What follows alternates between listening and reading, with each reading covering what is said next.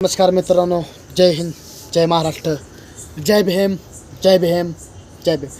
नमस्कार. तुम्हाला सांगतो, महाराष्ट्रात आपल्या तरुणांसाठी, युवकांसाठी, संपूर्ण महाराष्ट्रातल्या पिढीसाठी, पूर्ण भारतातलं इतकं वातावरण हिंदुस्थानचं गरम झालं आहे. म्हणजे एवढं वातावरण, एवढं हिंसा व्हायला लागलं, एवढं वातावरण गरम झालं आहे भारतात आपल्या. एवढं वातावरण, एवढं दंगल बिंगल. बाबासाहेबाचं संविधानवर जी अमित शहानं जी वाक्य जे केलेलं, जय भीम, जय भीम तुम्ही का म्हणता, कशा पाय म्हणता जय भीम, आणि 7 वेळा देवाचं नाव घेतलं तर स्वर्गात जाचाल. अमित शहा असं आपलं भारताचं गृहमंत्री म्हणत होते, भारतात सगळ्यात पॉवरफुल गृहमंत्री. बरं, देवाचं नाव घ्यायचं, देव तर सगळ्यांसाठी एक. बाबासाहेब आंबेडकर देव माणूस, देवाने महानुभूती, सिद्ध पुरुष. बाबासाहेब आंबेडकर नसतं तर काय झालं, खूनाची नदवी झाली असती. त्यांनी संविधान आणलं, कानून कायदा आणलं, ही आणलं.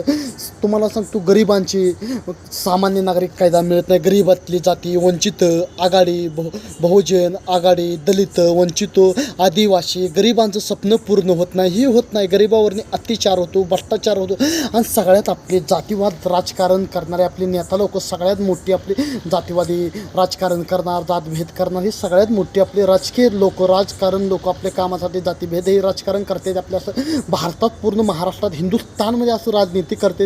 तुम्हाला सांगतो, एक सामान्य युट्यूबर, मी एक सामान्य कार्यकर्ता, मी भडकवायचं वातावरण करत नाही. जिथं अन्याय चालला आहे तिथं अन्यायाला वाचा फोडायची मी कामं करतो. सांगतो बघा, इज्जत थालापती आपलं सुपरस्टार इज्जत थालापती आणि रावण आपलं भीम आर्मी त्यांनी स्थापन केलेली त्यांनी. आणि ही 2 माणसं देवानी लढायला लागले ते, पण त्यांनी नवीन काहीतरी इतिहास घडवायसाठी काहीतरी करायला लागले ते. आपल्या छोट्या छोट्या लोकांवरती अत्याचार होतो, भ्रष्टाचार होतो, लोकांचा आवाज कोण उचलत नाही, त्या लोकांचा आवाज इज्जत थालापती उचलायला लागले ते. तेलुगूमध्ये सुपरस्टार, तेलुगू त्यांनी आज एवढे मोठे सुपरस्टार आहे ते. मग त्यांनी राजकारणात याच कशासाठी आले, कशा पाहिले, गोरगरिबांसाठी, बिचडी होया जातींसाठी, छोट्या छोट्या जातींसाठी, सगळ्यांसाठी इज्जत थालापती आले ते. नवीन काहीतरी करायला बघते, नवीन किरणसाठी, नवीन योजनासाठी काहीतरी करायला बघते ते. आणि आपले भारताचे गृहमंत्री अमित शहा एवढे मोठे पॉवरफुल व्यक्ती, इतके मोठे हुशार व्यक्ती, भारताचा 2 वेळा गृहमंत्री झाले, त्यांनी पण ही वाक्य असं चुकीचं केले. त्यांना पण कळायला पाहिजे, हे सगळीकडे हिंसा चालला आहे, देशाचा माहोल गरम झाला आहे, हे सगळीकडे पेटायला लागले. बाबासाहेबाच्या आंबेडकरच्या संविधानावर सगळी 16 करोड जय भीम, आपली सगळी जय भीम, वंचित आघाडी बिघाडी ही सगळी पिटून उठली. एवढं आंदोलन त्यांनी भडकवलं. इतके अमित शहाला टिपा द्या म्हणले, नाहीतर माफी मागा म्हणले, सरकारमधनं काढून टाका, ही व्हायला नाही पाहिजे. आणि आम्ही येणाऱ्या तरुणांसाठी, येणाऱ्या काळासाठी एक आम्ही प्रेरणा आहे, आणि युवकांसाठी आम्ही विचार देतो, व्यक्तित्व महत्त्व देतो.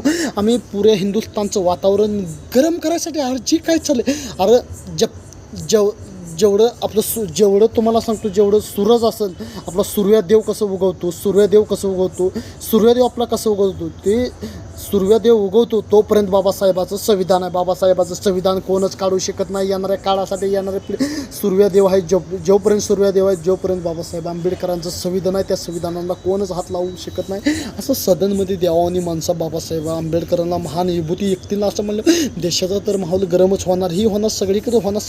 संपूर्ण हिंदुस्थानमध्ये एवढं आंदोलन चाललं आहे, एवढ्या रॅल्या चालल्या आहेत, एवढं भडकायचं चाललं आहे. म्हणजे हे का चाललं आहे, अमित शहाने गलत म्हणले. आता तर जागा जय भीम वाला, आता तर ही बघा, तुम्ही रेल काय चाललं. एखादा सामान्य कार्यकर्ता चांगदेव जाधव यूट्यूबला इतकं भाषण करतो, ह्याला भाषण करतो, युवकांसाठी, प्रेरणासाठी, तरुणांचं रक्त सळसळ करायसाठी. भ्रष्टाचार होतो, अत्याचार होतो, अन्याय झाला तर नाही, काय झाला सदनमध्ये, अन्याय झाला का नाही, काय झाला आपल्यावर अन्याय झाला का नाही सांगा. बाबासाहेबाच्या संविधानावर अमित शहाने टिप्पणी करायची, हे चुकीचं आहे, हे गलत झालं आहे आपल्या हिंदुस्थानमध्ये. जय हिंद, जय भारत, जय महाराष्ट्र.